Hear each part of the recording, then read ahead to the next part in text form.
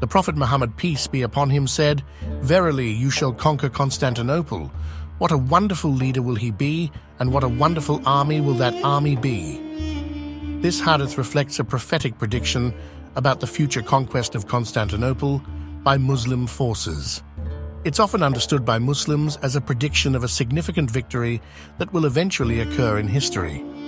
The hadith doesn't provide specific details about the circumstances of the conquest, but it has been associated with the Ottoman Empire's eventual capture of Constantinople in 1453 under the leadership of Mehmed's coup.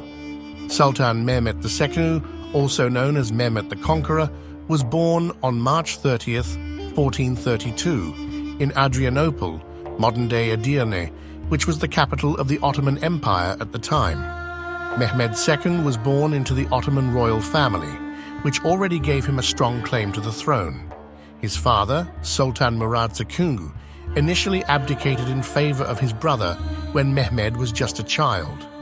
This early exposure to the dynamics of power and succession likely influenced Mehmed's understanding of the complexities of ruling. Following his father's return to power, the Ottoman Empire faced political turmoil. Mehmed's father faced challenges from rival claimants, including his own sons, who were potential contenders for the throne. This environment exposed Mehmed to court intrigue and the ruthless competition for power that was a hallmark of Ottoman succession. Mehmed's education, under the guidance of prominent scholars and advisors, helped him develop a keen understanding of statecraft and governance from a young age.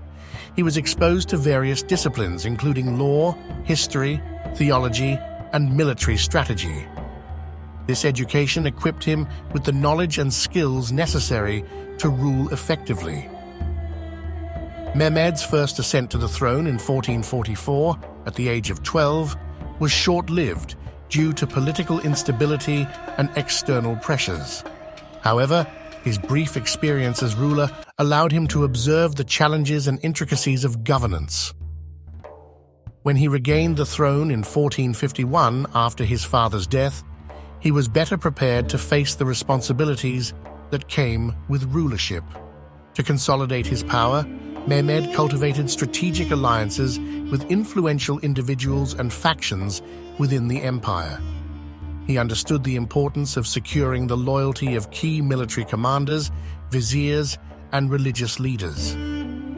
By doing so, he created a network of support that helped him maintain stability and order within the empire. Mehmed II was known for his innovative approach to warfare and governance. He embraced new military technologies, such as cannons and gunpowder, which played a pivotal role in the conquest of Constantinople. His willingness to adapt and adopt new methods demonstrated his openness to change and his commitment to achieving his goals. One of the most striking aspects of Mehmed's rise to power was his determination and ambition. He recognized the historical significance of capturing Constantinople, and he pursued this goal with unwavering resolve. Despite the city's formidable defenses and the skepticism of some advisors, Mehmed believed in his vision and pursued it relentlessly. Mehmed II meticulously planned the siege of Constantinople. He assembled a formidable army that included infantry, cavalry, and artillery. One of the most significant technological advancements was the use of massive cannons, including the famous basilica and urban cannons, designed by the Hungarian engineer Orban. These cannons were instrumental in breaching the city's walls. The siege of Constantinople began on April 6, 1453, with the Ottoman forces surrounding the city. The Byzantine defenders, led by Emperor Constantine V Palaiologos, fought valiantly, but the Ottomans gradually gained ground. The Byzantines had already suffered significant losses due to previous conflicts and were heavily outnumbered. After almost 2 months of intense fighting, the Ottomans finally breached the city's defenses on May 29, 1453. The defenders' resistance was fierce, but the Ottomans used their numerical superiority and advanced weaponry to to gain the upper hand. Constantinople died in the final assault, symbolizing the end of the Byzantine Empire. Contrary to common misconceptions, Mehmed II's treatment of the Christian population after the conquest was relatively lenient. He issued a proclamation guaranteeing the safety and religious freedom of the city's Christian inhabitants. Christians were allowed to practice their religion, and their properties and churches were generally protected.